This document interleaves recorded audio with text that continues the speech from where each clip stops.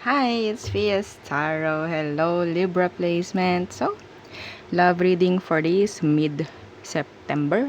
Okay, so syempre, before tayo mag-start, kung hindi ka pa nakakapag-subscribe, please do subscribe and hit the notification bell para lagi po tayo maging updated sa mga mangyayari pa lang. Okay, and yeah, don't forget na mag-follow sa atin pong FB page. And kung may tanong po pagdating sa ating private or personal reading, message lang po kayo sa atin pong FB page for more info. Okay, so there. So let's start. Okay. Libra. Libra. Okay. Libra. Ano bang meron?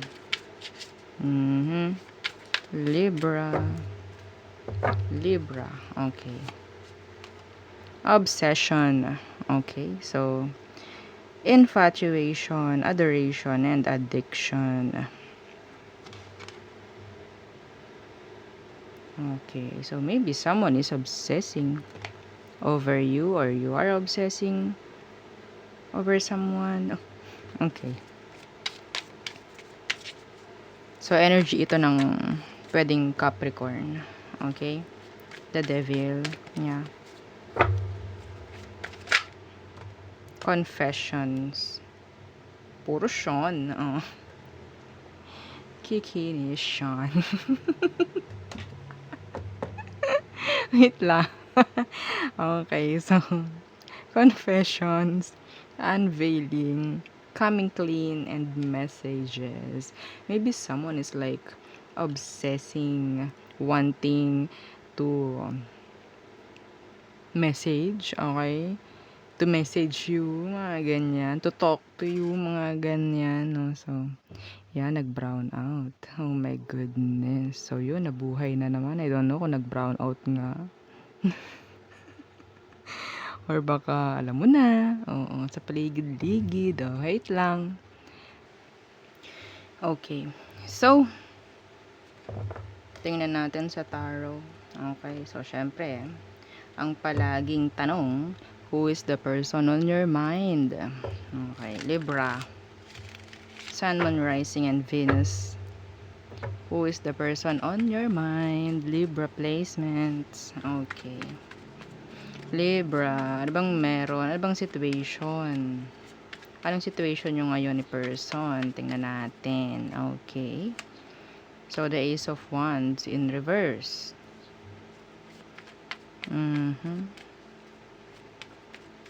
May delay.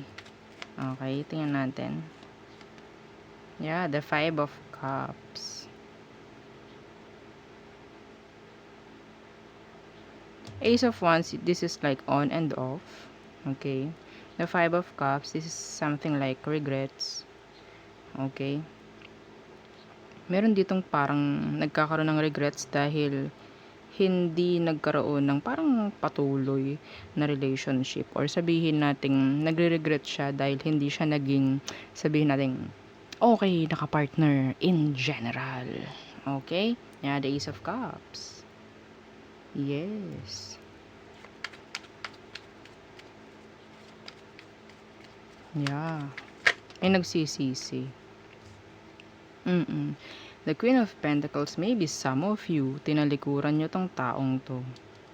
Okay, may pagsisising nangyayari sa situation dahil hindi naman talaga ginawa yun dapat gawin noon.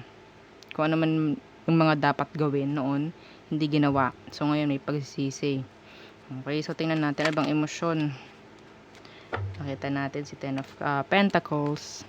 Okay, so that's commitments. Tingnan natin anong emosyon ng taong iniisip mo ngayon. Okay. Yung iba sa inyo talaga pwedeng tinalikuran nyo to. Dahil umasa lang kayo. Wala namang inasahan, parang ganyan. So, anong emosyon niya pagdating sa'yo? Libra. The Eight of Pentacles and the Hermit. Okay. So, I guess this person is like may mga gusto siyang gawin, may actions, mga ganyan. Pero, andyan yung pag-iisip. Okay? Yeah. Andyan yung pagpaplano, andyan yung mga sabihin nating inaaral pa lamang niya. Oo, yung gusto niyang gawing action. Meron siyang gustong gawing action towards you. Okay? So, tingnan natin. Libra, ano bang emotion mo for them? Anong emotion mo for them? The Ace of Pentacles. Yeah. Okay. And the Five of Swords. Gusto mo rin ma-fix. Gusto mo rin ma-fix itong situation na ito. Kung ano man kailangang i-fix, parang okay, kailangan nating mag-usap. Parang ganyan. Emosyon. Hindi ko isasantabi. Yung iba rito, meron ng kakonek. Meron ng kakonek. Okay? Pero, pwedeng isang dahilan yon kung bakit hindi nalapit itong taong to sa'yo. Okay? Kasi pwedeng meron ka ng kakonek. Pwedeng nakikita ka niya na mas okay ka na wala sila. Okay?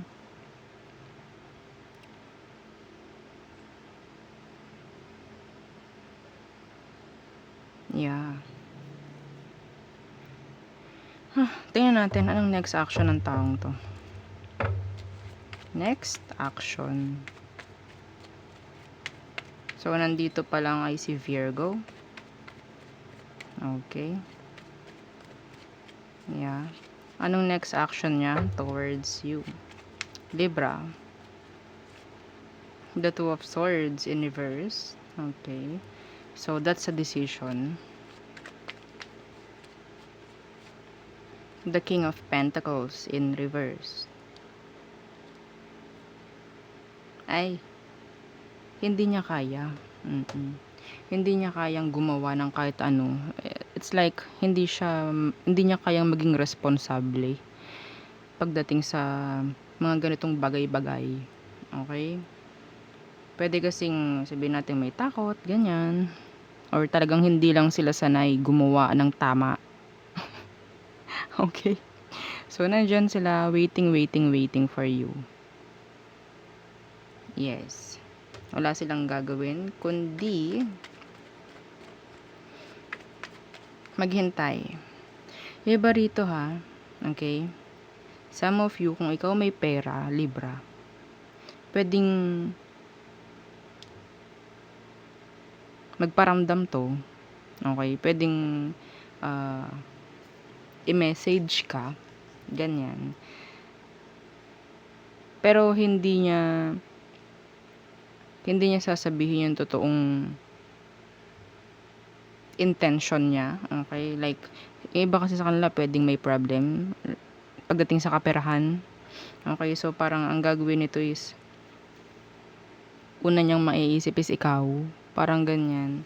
Ay, baka sakali, ganito, ganyan. Pero, hindi ko nakikitang magdadirect ito ng message. Okay? Paligoy-ligoy. Yeah, paligoy-ligoy. Kung may pera ka, ha? Be careful. Be careful. Maging matalino kapag dating sa kanya.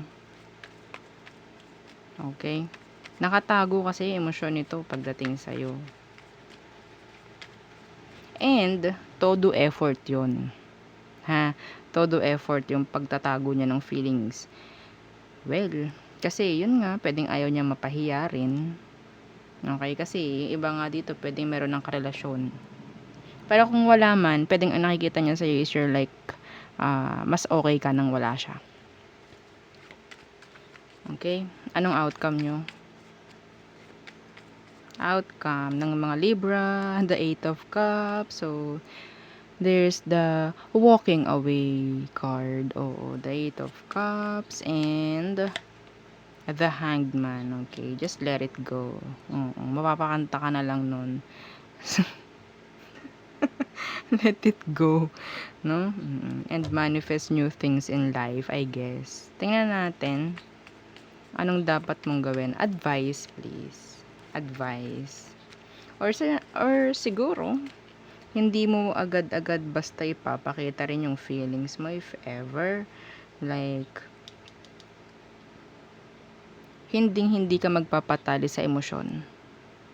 Okay? Hindi dapat magpapatali sa emosyon. Parang ganun. Yeah, the Wheel of Fortune in reverse. The world, you need to heal. This is healing. Okay? Pag to pinagsama, ito healing. Kasi hindi pa kayo tapos. Actually, hindi pa. Okay? May pare-pareho kayong mga pinagdaraanan din. Pareho yung frequency nyo. Yes, kahit may ginagawa kang iba, kahit sabihin mong masaya ka, itong taong to is hindi, yung frequency. Okay? Yung frequency ng pagkatao mo at pagkatao niya, iisa. Okay? Pareho. Yes.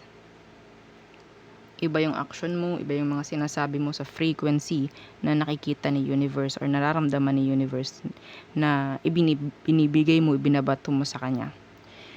Okay? So, yeah, you need to heal. Both of you. Okay, so there, yun ang ating reading for Libra placement. So, yeah, thank you.